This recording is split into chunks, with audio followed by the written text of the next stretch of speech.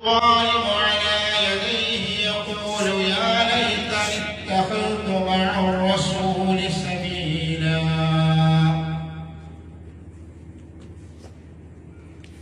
പ്രിയമുള്ള സത്യവിശ്വാസികളെ, വിശ്വാസികളെ, അല്ലാഹുവിന്റെ വിധിവിലക്കുകൾ ജീവിതത്തിന്റെ സമസ്ത മേഖലകളിൽ പാലിച്ചുകൊണ്ട് യഥാർത്ഥ മുഅ്മിനുകളായി മുത്തഖികളായി ജീവിതം മുന്നോട്ട് കൊണ്ടുപോകണമെന്ന് ആദ്യമായി ഉപദേശിക്കുന്ന ഞാൻ വസിയത്ത് ചെയ്യുകയാണ്. സഹോദരന്മാരെ, സഹോദരികളെ, പ്രവാചകന്റെ സ്വഹാബികളിൽ പ്രമുഖനായ സ്വഹാബിയാണ് റഈസുൽ മുഫസ്സിരീൻ എന്നറിയപ്പെടുന്ന മുഫസ്സിരീങ്ങളുടെ വിശുദ്ധ ഖുർആനെ പരിഭാഷ തഫ്സീർ ചെയ്ത സ്വഹാബികൾ പ്രമുഖനായ സ്വഹാബിയാണ് ഇബ്നു അബ്ബാസ് റളിയല്ലാഹു അൻഹു. അദ്ദേഹത്തിന് റഈസുൽ മുഫസ്സിരീൻ എന്ന അപരനാമം കൂടിയുണ്ട്.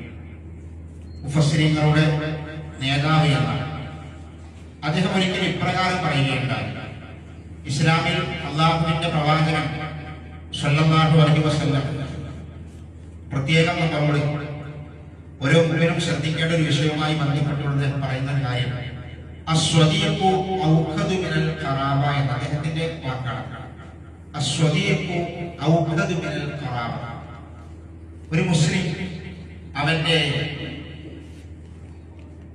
സൗഹൃദം, അവന്റെ കൂട്ടുകെട്ട്, ചെറിയവനാവട്ടെ വലിയവനാവട്ടെ, ആണാവട്ടെ പെണ്ണാവട്ടെ, ആരായിരുന്നാലും ഒരു മുഅ്മിനാണ് എങ്കിൽ അവന്റെ കൂട്ടുകാരെ, സൗഹൃദങ്ങളെ പ്രത്യേകം ശ്രദ്ധിക്കണമെന്ന് സൂചിപ്പിക്കുന്ന വചനമാണ് ഇബ്നു അബ്ബാസ് റളിയല്ലാഹു അൻഹു പഠിപ്പിക്കുന്നത്. അതിൽ പറയുന്നത് സ്വദീഖു, കൂട്ടുകാരൻ, സുഹൃത്ത് എന്ന് പറഞ്ഞാൽ ഔഖദു മിനൽ ഖറാബ. പലപ്പോഴും നമ്മളുടെ ബന്ധങ്ങൾ, കുടുംബ ബന്ധങ്ങൾ ഏറ്റവും അടുത്ത ബന്ധങ്ങളാണ്. ഏറ്റവും അടുത്ത ബന്ധമാണ് കുടുംബബന്ധം എന്ന് പറയുന്നത്. പലപ്പോഴും ഈ ബന്ധങ്ങളെക്കാൾ നമ്മളോട് ഏറ്റവും ഇഴകിച്ചേരുന്നത്, അടുത്ത് ചേരുന്നത് പലപ്പോഴും സുഹൃത്തുക്കളായി, കൂട്ടുകാരായി. ആ വാചകം അർത്ഥവത്തായ വാക്കാണ്. ബന്ധങ്ങൾ വളരെ വിശാലമാണ്.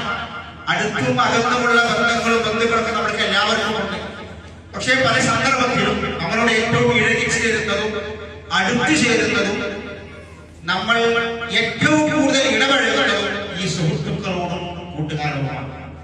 അതുകൊണ്ടാണ് ഇബ്നു അബ്ബാസ് ആ വിഷയം പ്രത്യേകം സൂചിപ്പിച്ചത്. സൗഹൃദങ്ങൾ ഒരു പക്ഷേ ബന്ധങ്ങളെക്കാൾ പല സന്ദർഭത്തിൽ നമ്മളോട് ഇഴകിച്ചേരും. അത് അദ്ദേഹം പറയുന്നത് ഈ സൗഹൃദങ്ങളും കൂട്ടുകെട്ടുമൊക്കെ ഒരു വിശ്വാസി സ്വീകരിക്കേണ്ടതും തിരഞ്ഞെടുക്കേണ്ടതുമൊക്കെ ഇസ്ലാം പഠിപ്പിക്കുന്ന ചില മാനദണ്ഡങ്ങൾ ഉണ്ട്. അത് ശ്രദ്ധിക്കണമെന്ന് സൂചിപ്പിക്കുവാൻ വേണ്ടിയാണ് ഇബ്നു അബ്ബാസ് റളിയല്ലാഹു അൻഹു ഈ വാചകം നമ്മളെ പഠിപ്പിക്കുന്നത്. ഒരു മുസ്ലിമിനെ സംബന്ധിച്ചിടത്തോളം അവൻ സമൂഹവുമായി ഇടപഴകി ജീവിക്കുന്ന ആളാണ്.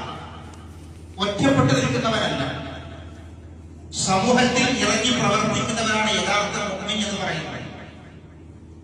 റസൂലുള്ളാഹി സ്വല്ലല്ലാഹു അലൈഹി വസല്ലം വിശദീകരിക്കുന്നുണ്ട്. അതുകൊണ്ട് തന്നെ ഒരു മുഅ്മിന് വിശാലമായ സൗഹൃദ വലയങ്ങൾ ഉണ്ടാകും. അവന്റെ സുഹൃത്തുക്കൾ, അവന്റെ കൂട്ടുകാർ, അതിന്റെ ബന്ധങ്ങൾ അത് വിശാലമായി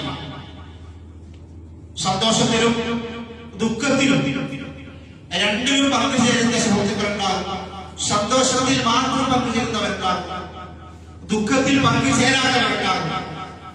സന്തോഷമുണ്ടാകും, നമ്മുടെ കൂടെ സന്തോഷിക്കുകയും നമ്മുടെ ദുഃഖത്തിൽ നമ്മളോടൊക്കെ ദുഃഖിക്കുകയും ചെയ്യുന്ന ആളുകളുണ്ട്. നമ്മുടെ ദുഃഖത്തിൽ സന്തോഷിക്കുന്നവരുമുണ്ട്. ഇതൊക്കെ സുഹൃത്തുക്കളായിട്ടുള്ള ആളുകൾ നമ്മുടെ കൂട്ടത്തിലുണ്ടാകും. നമ്മളോട് ചിരിക്കുമെങ്കിലും, നമ്മുടെ കൂട്ടുകാരുടെ കൂട്ടത്തിലാണെങ്കിലും നമ്മൾക്ക് പ്രയാസം വരുമ്പോൾ സന്തോഷിക്കുന്ന കൂട്ടുകാരൊക്കെ ഉണ്ടാകും.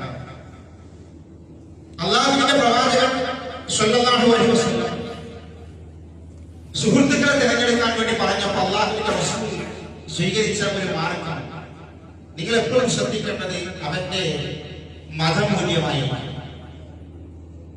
നമ്മുടെ ആദർശം, നമ്മുടെ വിശ്വാസം, നമ്മുടെ അഖീദ, നമ്മുടെ സംസ്കാരം കളഞ്ഞു ഒഴുക്കുന്ന രൂപത്തിലുള്ള സൗഹൃദ വലയങ്ങളിലേക്ക് നമ്മുടെ മക്കൾ, നമ്മുടെ ആൺകുട്ടികളും പെൺകുട്ടികളും നമ്മ ഇപ്പോഴും എത്തിപ്പെടുന്നുണ്ടോ എന്ന് നമ്മൾ ഇടയ്ക്കിടയ്ക്ക് പരിശോധിക്കണം.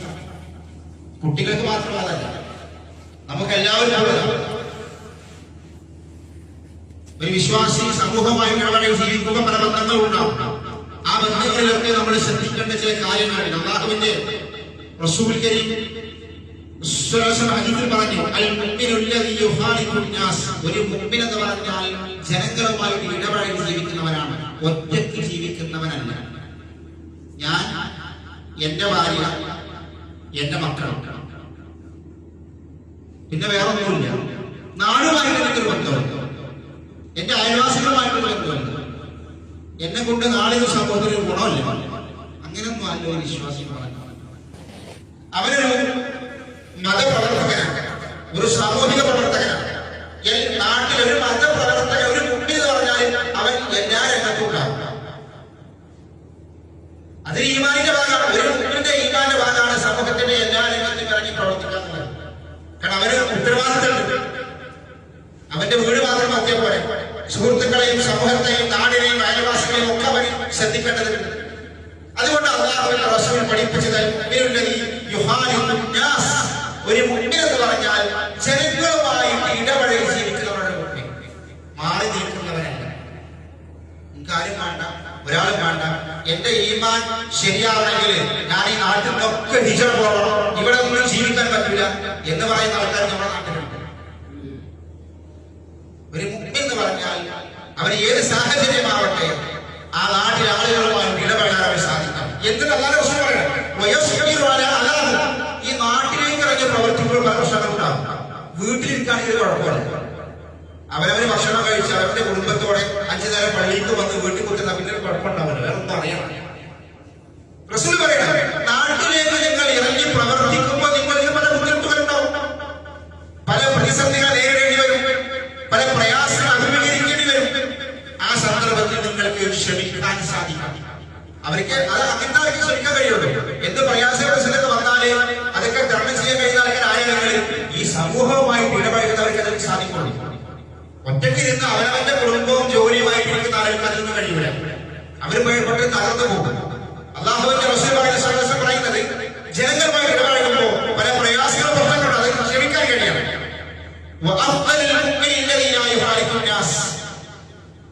എന്നാൽ മനുഷ്യരുടെ കൂട്ടത്തില് ചില ആളുകളുണ്ട്, അവര് മുഖ്യങ്ങൾ തന്നെയാണ്, പക്ഷെ അവര് സമൂഹമായിട്ട് ഇടപഴകുക. അവർക്കാൾ ഏറ്റവും ശ്രേഷ്ഠരായ ആളുകൾ ഈ സമൂഹമായി ഇടപഴകി ശ്രമിക്കുന്ന ഈ മനുഷ്യരാണ് എന്ന് അല്ലാഹുവിന്റെ റസൂൽ ഹദീസിൽ പഠിപ്പിക്കണം. ആ സമയത്ത് നമ്മൾ സ്വീകരിക്കേണ്ട, ശ്രദ്ധിക്കേണ്ട ചില കാര്യങ്ങളാണ്. അവിടെ നമ്മളിലേക്ക് വരുന്ന ബന്ധങ്ങൾ, സുഹൃത്തുക്കൾ, അത് ഇസ്ലാമിന്റെ മതമൂല്യങ്ങൾ കാത്തു സൂക്ഷിക്കുന്നവരാവണമെന്ന് നമ്മൾ പ്രത്യേകം ശ്രദ്ധിക്കേണ്ട സംഗതിയാണ്. നമ്മുടെ കുട്ടികൾ സ്കൂളുകളൊക്കെ അടച്ചു, സ്ഥാപനങ്ങളൊക്കെ അവധിയായി, വേറെയിലേക്ക് പ്രവേശിച്ചു. നമ്മൾ അവധിക്കാലത്തിൽ പ്രവേശിക്കുക. ഈ സമയത്ത് നമ്മുടെ മക്കളുടെ കാര്യം നമ്മൾ പ്രത്യേകം ശ്രദ്ധിക്കേണ്ടതുണ്ട്. ചെറിയവരാവട്ടെ വലിയവരാവട്ടെ, മക്കളുടെ കാര്യം നമ്മൾ പ്രത്യേകം ശ്രദ്ധിക്കേണ്ടതുണ്ട്. SSLC കഴിഞ്ഞു, +2 കഴിഞ്ഞു, അല്ലെങ്കിൽ മറ്റുള്ള കോഴ്സുകളുമാവട്ടെ, അതൊക്കെ കഴിഞ്ഞു അവര് അവധിയിലേക്ക് പ്രവേശിക്കുമ്പോൾ പല പ്ലാനിങ്ങും അവർക്കുണ്ടാവും. പല പ്ലാനിങ് ഉണ്ടാവും. കാരണം ഇനിയുള്ള ആ വെക്കേഷൻ കാലത്ത് ഇങ്ങനെ ചെയ്യണം, അങ്ങനെ ചെയ്യണം, പല പല പ്ലാനിങ്ങും ആളുകൾ, കുട്ടികൾ, കൗമാരപ്രായക്കാര് ഒക്കെ അവർ തീരുമാനിക്കും. ഈ സമയത്താണ് രക്ഷിതാക്കളുടെ ഏറ്റവും അധികം പേടിക്കുന്നത്. ഈ അവധിക്കാലം വരുമ്പോഴാണ് രക്ഷിതാക്കൾ മനസ്സിൽ വേചാറുള്ളത്. ആ ഒരു 2 മാസം 3 മാസം എന്റെ മകൾ എങ്ങോട്ടും എന്ത് സംഭവിക്കുമെന്ന് പറയാൻ പറ്റാത്തൊരു വലിയ പ്രയാസമാണ്. ഇത് നമ്മൾ ഓരോരുത്തരും പ്രത്യേകം ശ്രദ്ധിക്കേണ്ട സംഗതിയാണ്. കുട്ടികൾക്ക് അവരെ ഏറ്റവും അധികം പ്രയാസത്തിലേക്ക് അവരെ എത്തിപ്പെടുന്ന, വലിച്ചുകൊണ്ട് പോകുന്ന ഒന്ന് അവരുടെ ഗാനുകളാണ്. ഗാനുകൾ, കൂട്ടുകെട്ട്, സൗഹൃദം.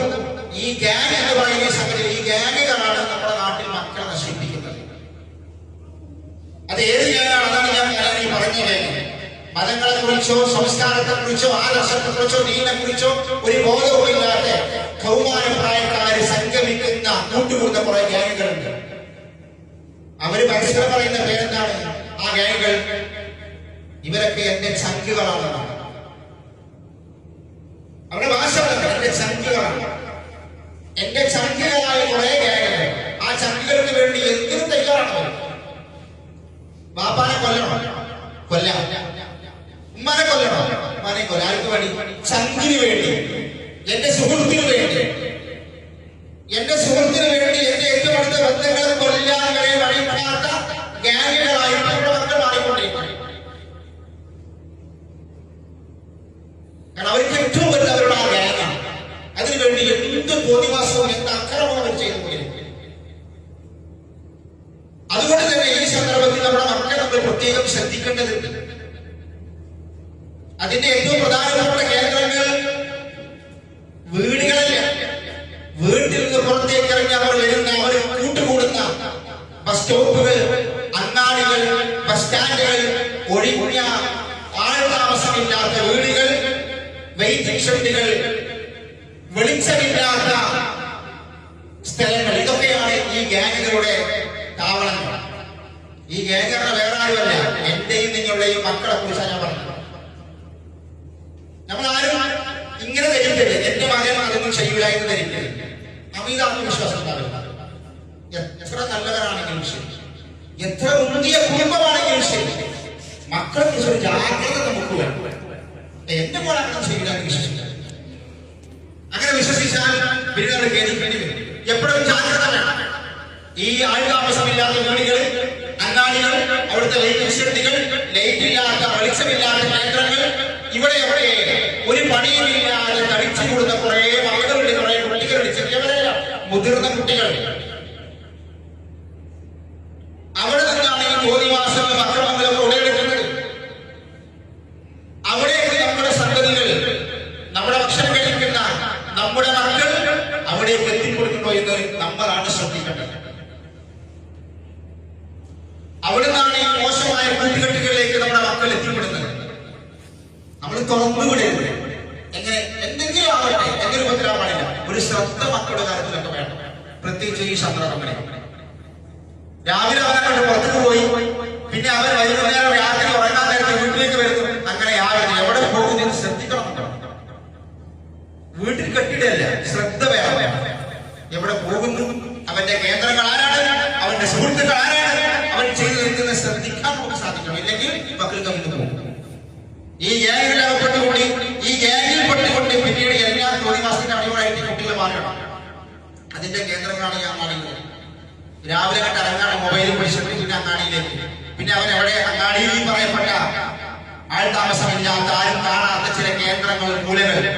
അത് ബസ് സ്റ്റോപ്പിന്റെ ബാക്കിലാണ്, അത് ബസ് സ്റ്റാൻഡിൽ ആരും കാണാത്ത സ്ഥലത്താണ്. വൈകുന്നേര സമയത്ത് ലൈറ്റ് വിളിച്ചില്ലാത്ത ചില കേന്ദ്രങ്ങളിലൊക്കെ ഈ കുട്ടികളുണ്ടാവും. ഈ 15, 16, 17, 18, 19, 20 ദിവസം കുട്ടികൾ ഒരുമിച്ച് പോകും.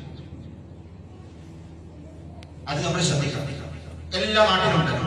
അവിടെ നിന്നാണ് ഈ തോന്നിവാസങ്ങളൊക്കെ തുടങ്ങുന്നത്. അവിടെ നിന്നാണ് ഇതൊക്കെ തുടങ്ങുന്നത്. അവരാണ് പിന്നീട് നാട്ടിൽ കുഴപ്പമുണ്ടാക്കുന്നത്. അവരാണ് പിന്നീട് ഈ കുടുംബത്തിന് കൊലപാതകങ്ങളും അക്രമങ്ങളൊക്കെ ഉണ്ടാക്കുന്നത്. അതുകൊണ്ട് അങ്ങാടികളിലേക്ക് ഒരു നിയന്ത്രണവുമില്ലാതെ മക്കളെ പറഞ്ഞയക്കുന്ന രക്ഷിതാക്കൾ പ്രത്യേകം ശ്രദ്ധിക്കണം. അള്ളാഹുവിന്റെ റസൂൽ പറഞ്ഞൊരു വാചകമുണ്ട്. അള്ളാഹുവിന്റെ റസൂൽ പറയുന്ന قال رسول الله صلى الله عليه وسلم لا تكونن إن استطعت أول من يدخل السوق. നിനക്ക് സാധിക്കുമെങ്കിൽ അങ്ങാടിയിലേക്ക് ആദ്യം പ്രവേശിക്കുന്നവരാകാതിരിക്കാൻ നീ ശ്രദ്ധിക്കുക. റസൂലിന്റെ വാക്കാണ്. ഒരു ദിവസം തുടങ്ങുമ്പോ ആദ്യമായി ചന്തയിലേക്ക്, അങ്ങാടിയിലേക്ക് പ്രവേശിക്കുന്നവരാകാതിരിക്കാൻ നീ ശ്രദ്ധിക്കുക. നിനക്ക് കഴിയുമെങ്കിൽ അത് ശ്രദ്ധിക്കുക. റസൂലിന്റെ വാക്കാണ്. അടുത്ത വാചകമാണ് റസൂൽ പറയാം, അങ്ങാടിയിൽ നിന്ന് അവസാനം പോരുന്നവരും ആവാതിരിക്കാൻ നീ ശ്രദ്ധിക്കുക. ആദ്യം അങ്ങാടിയിൽ പ്രവേശിക്കുന്നവൻ ആകാതിരിക്കാൻ ശ്രദ്ധിക്കുക.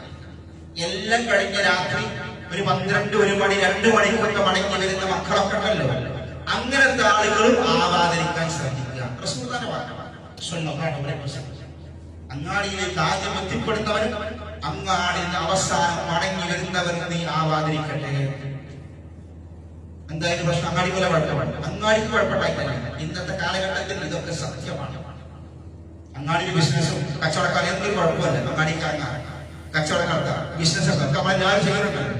പക്ഷെ അതിനിടയിലൊക്കെ ചില മൂലകളുണ്ട്, ചില കേന്ദ്രങ്ങളുണ്ട്, ചില റൂമുകളുണ്ട്, ചില ആളുകൾ കാത്തിരിക്കുന്നുണ്ട്.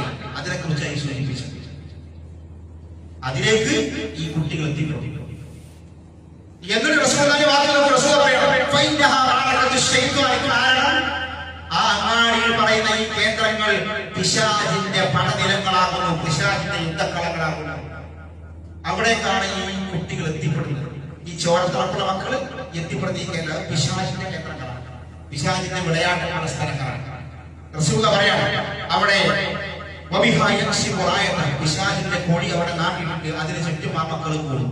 പിന്നെ അവര് അവിടെ കഴിഞ്ഞു പോകും. അതുകൊണ്ടാണ് അങ്ങാടിയിൽ നിന്ന് അവസാനം വീട്ടിലേക്ക് തിരിച്ചു വരുന്നവരാവാതിരിക്കാൻ നമ്മൾ ശ്രദ്ധിക്കുക. നമ്മുടെ മക്കളോട് പറയണം. നമ്മൾ ശ്രദ്ധിച്ചാലേ നടക്കണം. കാരണം മക്കൾ പിന്നെ അവസാനം കഴിഞ്ഞു പോകും. അതുകൊണ്ട് തന്നെ നമ്മുടെ മക്കൾ പോകുന്ന കേന്ദ്രങ്ങൾ, അവരുടെ കൂട്ടുകാരികൾ, അവർ എത്തിപ്പെടുന്ന സ്ഥലങ്ങൾ, അത് പ്രത്യേകം ശ്രദ്ധിക്കേണ്ടതുണ്ട് എന്ന് അല്ലാഹുവിന്റെ റസൂൽ ഹദീസിൽ പഠിപ്പിക്കുന്നു. അല്ലാഹുവിന്റെ റസൂൽ പറയാണ് ഹദീസിൽ. കാരണം മക്കൾ ഇടക്കിടക്ക് മക്കളുടെ സ്വഭാവങ്ങൾ മാറി വരും. ചെറുപ്പത്തിൽ ഇങ്ങനെ വളർന്നു വരുന്ന മക്കളെ വളർന്ന് വലുതാവുമ്പോ പിന്നെ സ്വഭാവമാവും. ബാപ്പാക്കൊരു ബോധ്യപ്പെടും, ഉമ്മാക്കൊരു ബോധ്യപ്പെടും. എന്താ ഇന്നലെയൊക്കെ കഴിഞ്ഞ വർഷങ്ങളിലൊക്കെ ഞാൻ പറഞ്ഞാൽ അനുസരിച്ചിരുന്ന മകൻ പിന്നെ അനുസരിക്കുന്നില്ല, അനുസരണം പോട്ടെ, പക്ഷെ അവൻ എന്നോട് തട്ടിക്കയറും. ഞാൻ പറഞ്ഞത് കേൾക്കുന്നില്ല, അത് അവിടെ നിൽക്കട്ടെ, പക്ഷെ അവൻ എന്നോട് തട്ടിക്കയറും.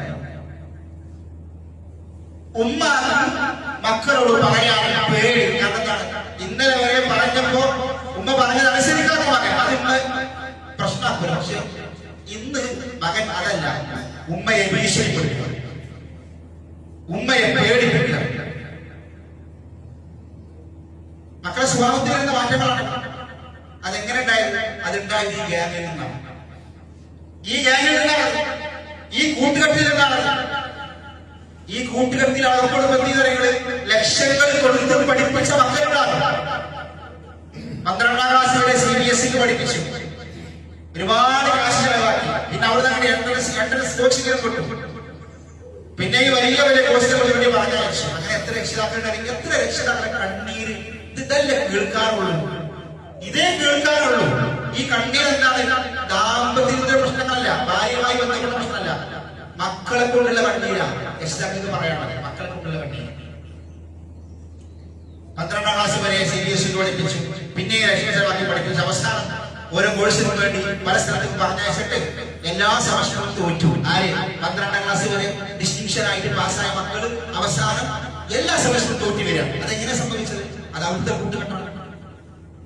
ഇവിടുന്ന് പോകുമ്പോ ഒരു കുഴപ്പമുണ്ടായിരുന്നില്ല, നല്ല കുട്ടിയായിരുന്നു, പറഞ്ഞാൽ കേൾക്കും, ഇതൊരു സന്തോഷമാണ്. തിരിച്ചു വന്നപ്പോ റൂമിൽ നിന്ന് പുറത്ത് ഇറങ്ങൂല, ബാപ്പാനും മൈൻഡില്ല, ഉമ്മാനും മൈൻഡില്ല, എല്ലാ സെമസ്റ്ററും പോയി. അങ്ങനത്തെ എത്ര മക്കൾ നമ്മുടെ നാട്ടിലുണ്ട്? ഇതൊക്കെ ഓരോ കുടുംബത്തിൽ നീളുന്ന കഥകളാണ്. നമ്മൾ ഇത് ഓരോ സമയത്തും ശ്രദ്ധ വേണം, ജാഗ്രത വേണം. ജാഗ്രത ഉണ്ടെങ്കിൽ ഇതൊക്കെ നമുക്ക് നിയന്ത്രിക്കാൻ പറ്റും. പിന്നെ അവസാനം ലക്ഷങ്ങൾ ശമ്പളം വരുന്ന ജോലി, വിദേശത്തുള്ള ജോലി ഒഴിവാക്കിയിട്ട് വാപ്പ നാട്ടിൽ വന്ന് നിൽക്കുക. ഇതിനാണ് മക്കളെ ശ്രദ്ധിക്കണം. അപ്പൊ നമ്മൾ എപ്പോഴും ശ്രദ്ധിക്കേണ്ടത് മക്കൾ കൂട്ടുകൂടുന്ന കേന്ദ്രങ്ങൾ എന്താണ് നമ്മൾ പ്രത്യേകം ശ്രദ്ധിക്കണം. അല്ലാഹുവിന്റെ റസൂൽ ഹദീസിൽ പറഞ്ഞല്ലോ,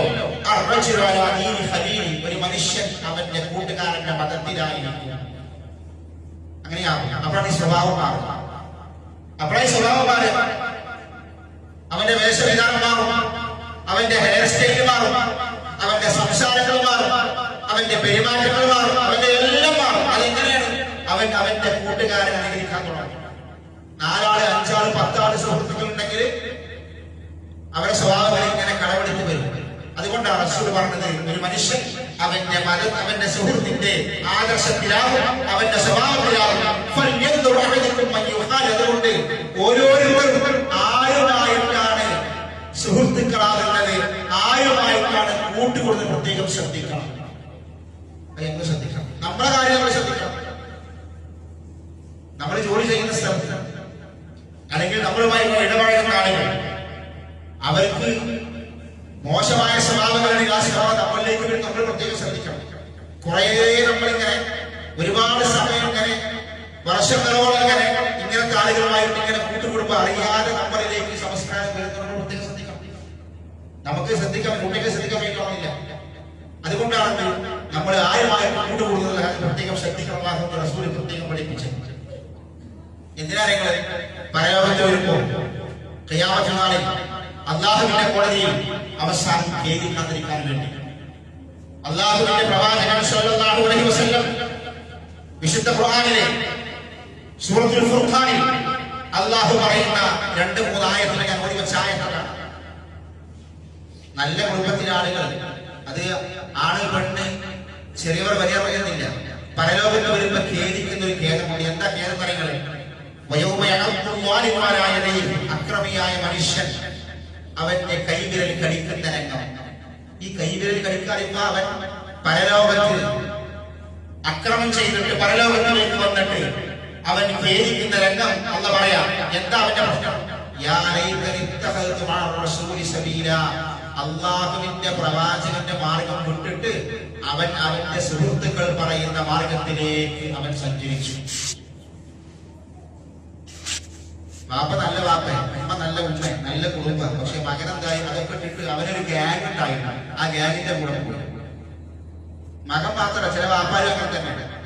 ചില വാപ്പാരും സ്വഭാവം നിങ്ങളെ മക്കള് തെറ്റിപ്പോണിട്ട് വന്ന് പറഞ്ഞവരോട് ദേഷ്യം. അങ്ങനത്തെ വാപ്പാറുള്ള കാര്യമാണ്. മക്കളെ നന്നാക്കാൻ പാടില്ല. നിങ്ങളെ കുട്ടിക്ക് ഇന്ന കുഴപ്പമുണ്ട്, നിങ്ങളെ മകൾക്ക് ഇന്ന പ്രശ്നമുണ്ടോ, സംശയം ഉണ്ടോ, ശ്രദ്ധിക്കണട്ടോ എന്ന് പറഞ്ഞാൽ പിന്നെ അവന്റെ കഥ കഴിയും. നന്നാക്കാൻ തന്നെ പാടില്ല. അങ്ങനത്തെ വാപ്പാര് ജീവിച്ചിരിക്കും. ഇങ്ങനത്തെ മക്കളല്ലാതെ വേറെ ആരെ പ്രതീക്ഷിക്കണ്ട. നമ്മൾ പ്രത്യേകം ശ്രദ്ധിക്കണം. പരലോകത്ത് വന്നിട്ട് പറയാം, എന്റെ നാശമേ. എന്താ കാരണം? ഇന്ന വ്യക്തിയെ സുഹൃത്തായി സ്വീകരിക്കാതിരുന്നെങ്കിൽ എത്ര നന്നായിരുന്നേനെ. ആ കുട്ടിയാണ് അല്ലെങ്കിൽ ഇന്ന ആളാണ് എന്നെ നശിപ്പിച്ചത്. എന്താണ്? അവന്റെ സംസ്കാരം സ്വീകരിച്ചു, അവന്റെ സ്വഭാവം സ്വീകരിച്ചു. അതുകൊണ്ടല്ലേ പരലോകത്തിൽ ഗതികേട് വന്നത് എന്ന് പരലോകത്തിൽ ഖേദിക്കും. ആ ഒരു ഖേദം ഇല്ലാതാക്കാൻ തരങ്ങൾ ഈ സന്ദർഭത്തിൽ അള്ളാഹു നമുക്ക് നൽകിയ ഈ കാലഘട്ടത്തിൽ മരിക്കുന്നതിന് മുൻപ് നമ്മൾ നമ്മുടെ ജീവിതവും നമ്മുടെ മക്കളെയും നമ്മുടെ സ്വഭാവവും നമ്മുടെ സുഹൃത്തുക്കളെ നന്നാക്കണം. ഇല്ലെങ്കിൽ അറിയാതെ അങ്ങനെ തെറ്റിപ്പോകും. നമ്മളത് അറിയില്ല, നശിക്കും. നമ്മൾ നശിക്കും, നമ്മുടെ കുട്ടികൾ നശിക്കും. അള്ളാഹുവിന്റെ റസൂൽ പറയാം, അള്ളാഹുവിന്റെ പ്രവാചക സ്വഹാബികൾ ലുഖ്മാൻ അലൈഹിസ്സലാമിന്റെ ഒരു വാചകമാണ്. ലുഖ്മാൻ അലൈഹിസ്സലാം തന്റെ മകനോട് പറഞ്ഞൊരു വാക്ക് ഞാൻ പറയാം. യാ ബുനയ്യ ഇഖ്തരിൽ മജാലിസ അലാ ഐനി. എന്റെ പൊന്നു മോനെ, നീ ഒരു സദസ്സ് തിരഞ്ഞെടുക്കുമോ, കൂട്ടുകാരെ തിരഞ്ഞെടുക്കുമോ, നീ ശ്രദ്ധിക്കേണ്ട ഒന്ന്, അള്ളാഹുവിനെ കുറിച്ച് പേടിയും ബോധമുള്ള ആളുകളുമായി കൂട്ടുകൂടാൻ ശ്രമിക്കും. അടുത്ത വാചകങ്ങൾ, നല്ല മനുഷ്യന്മാരെ കണ്ടാൽ അവിടെ കുടിക്കും. അടുത്ത വാചകങ്ങൾ, അള്ളാഹുവിനെ ഓർക്കാത്ത ചില കൗമ, ദീനില്ലാത്ത കുറച്ച് കുട്ടികൾ, ദീനില്ലാത്ത കുറച്ച് മനുഷ്യന്മാർ, അങ്ങനത്തെ കുറച്ച് ഗ്യാങ്, അങ്ങനത്തെ ഗ്യാങ് കണ്ടാൽ നീ അവിടെ അവരുടെ കൂടെ ഇരിക്കരുത്. കാരണം ഉള്ള ദീനി കൂടെ പോകും. അങ്ങനെയാണ്. നല്ല രസം ഉണ്ടാവും ദുനിയാവിൽ, നല്ല രസം ഉണ്ടാവും. പക്ഷെ ദീന അതുകൊണ്ടാണ് ലുഖ്മാൻ അലൈഹിസ്സലാം തന്റെ മോനെ വിളിച്ചുകൊണ്ട് ഈ ഉപദേശം പ്രത്യേകം നൽകിയത്. അത് നമ്മൾ പ്രത്യേകം ശ്രദ്ധിക്കണം. അള്ളാഹുവുമായിട്ട് ബന്ധമില്ലാത്ത സദസ്സുകൾ തെരഞ്ഞെടുത്ത് അതിന്റെ പിന്നാലെ പോയാൽ നമ്മളെ ഉള്ള ദീന കൂടെ നശിച്ചു പോകും. അതുകൊണ്ട് സഹോദരന്മാരെ, സഹോദരികളെ, ഈ നമ്മൾ പ്രത്യേകം ശ്രദ്ധിക്കും. നമ്മുടെ മക്കളുടെ കാര്യത്തിൽ പ്രത്യേകം ശ്രദ്ധ വേണം. അള്ളാഹുവിന്റെ റസൂൽ പറഞ്ഞ വാചകം എന്താ? അള്ളാഹ് ഏറ്റവും ദേഷ്യ സ്ഥലം ഏതാണെങ്കിലും അങ്ങാടി എന്നാണ് പറഞ്ഞത്. ഏറ്റവും ഇഷ്ടപ്പെട്ട സ്ഥലം അത് പള്ളിയാണ്. എന്താ? അങ്ങാടിക്ക് കുഴപ്പമുണ്ടായിട്ടല്ല, അങ്ങാടിയിലാണ് ഈ പ്രശ്നങ്ങളൊക്കെ വരിക. അതുകൊണ്ടാണ് അല്ല, അങ്ങാടി നശിച്ചതുകൊണ്ടല്ല, അങ്ങാടി ഈ പ്രശ്നങ്ങളൊക്കെ ഉണ്ടാകുന്നതുകൊണ്ട്. അതുകൊണ്ട് മക്കളെ തുറന്നു വിടരുത്. രാവിലെ ഭക്ഷണം കഴിച്ചിട്ട് നല്ലൊരു മൊബൈൽ വാങ്ങിക്കൊണ്ടിട്ട് ഒരു വണ്ടി കൂട്ടിയിട്ട് പോയിക്കോ, അങ്ങനെ പറഞ്ഞ രക്ഷിതാക്കളാണ്. അത് ചെയ്യരുത്. എന്താ? ഈ നാടാ നശിക്കുക, ഈ നാട്. അതുകൊണ്ട് സഹോദരന്മാരെ, സഹോദരികളെ, അള്ളാഹുവിനെ പേടിക്കുന്ന മക്കളെ നമ്മുടെ മക്കളെ അള്ളാഹുവിനെ പേടിക്കുന്ന മക്കളാക്കി മാറ്റണം. നമ്മൾ അതിന് മാതൃകയാവുക. അള്ളാഹു സുബ്ഹാനഹു വ തആല നമുക്കതിന് തൗഫീഖ് നൽകുമാറാവട്ടെ.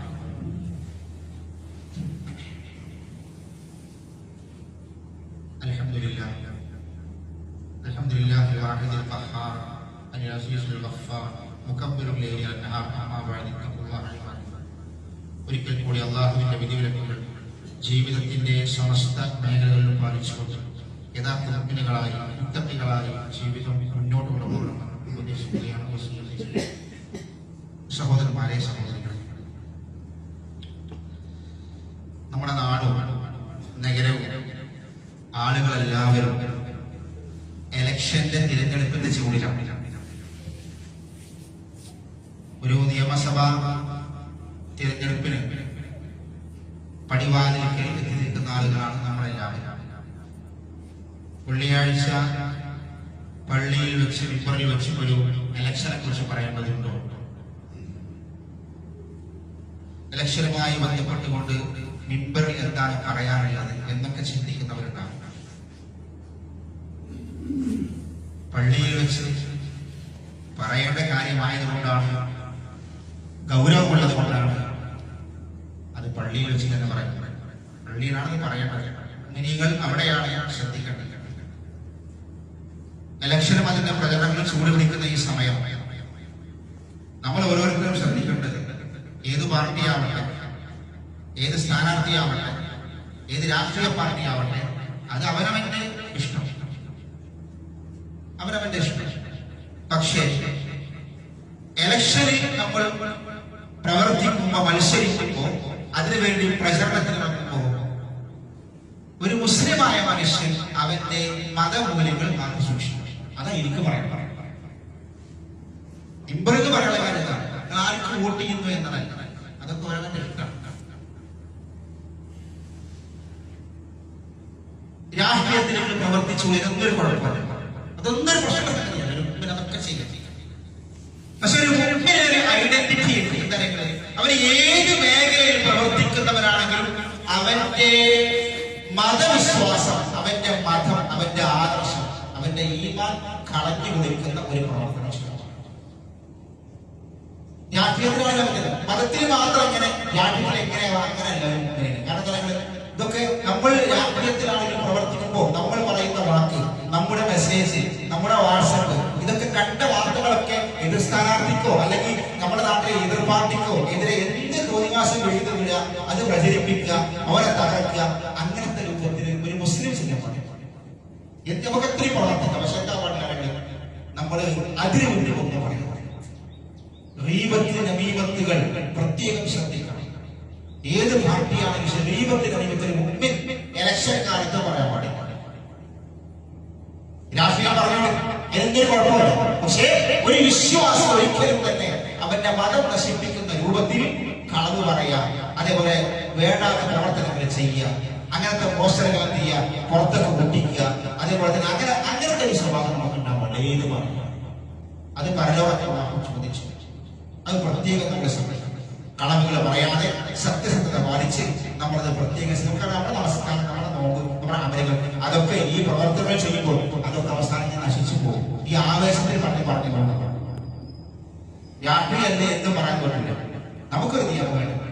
മുമ്പിലല്ലാത്തവർക്കൊന്നും പറയാം, പക്ഷെ നമുക്കൊരു നിയമമുണ്ട്. അത് പ്രത്യേകം കാത്തു സൂക്ഷിക്കണം. നമ്മുടെ പരലോകം കളയാതെ, ആഖിറം കളയാതെ, ഖബർ ജീവിതത്തിന് ബുദ്ധിമുട്ടാകുന്ന രൂപത്തിലല്ലാതെ നല്ല നല്ല രൂപത്തിൽ നമ്മൾ അതിൽ പ്രവർത്തിക്കുക. അല്ലാഹു സുബ്ഹാനഹു വ തആല തിന്മകൾ വർദ്ധിക്കാതെ നന്മകൾ വർദ്ധിപ്പിക്കുന്ന മുഅ്മിനീങ്ങൾ, വിശ്വാസികൾ ഉൾപ്പെടുത്തുവാനാവട്ടെ. اللهم اغفر للمؤمنين والمؤمنات والمسلمين والمسلمات الاحياء والاموات انك مجيب الدعوات يا قاضي الحاجات. اللهم اجرنا من النار، اللهم اجرنا من النار. اللهم اعز الاسلام والمسلمين واذل الشرك والمشركين. اللهم يا مقلب القلوب ثبت قلوبنا على دينك. اللهم توفنا مسلما واغفرنا بالصالحين. ربنا